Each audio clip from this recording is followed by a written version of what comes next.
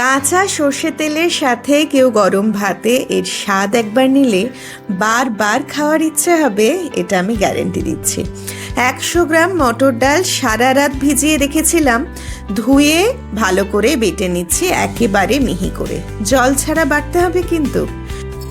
এবার মিক্সার গ্রাইন্ডারের মধ্যে 1 চামচ হলুদ সর্ষে, 2 চামচ পোস্ত, 2 চামচ কোরানো নারকেল আর অল্প নুন দিয়ে একবার শুকনো অবস্থায় ঘুরিয়ে খানিকটা গুঁড়ো করে নিলাম। আবার অল্প একটুখানি জল দিয়ে ভালো করে মিহি পেস্ট একটা তৈরি করে রাখলাম।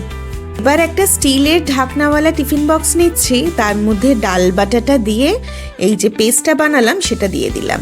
সাথে দিচ্ছি কুচানো কাঁচা লঙ্কা, অল্প নুন, সামান্য চিনি আর অবশ্যই কাঁচা সর্ষের তেল।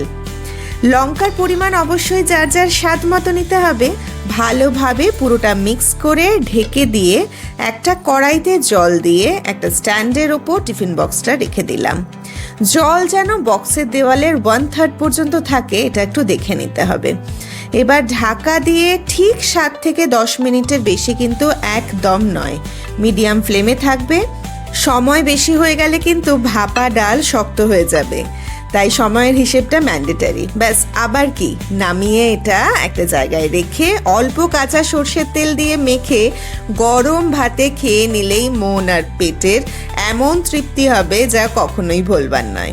তাহলে এই ঠাকুরবাড়ির স্পেশাল মটর ডাল ভাপের রেসিপি কেমন লাগলো জানাতে ভুলো না কিন্তু।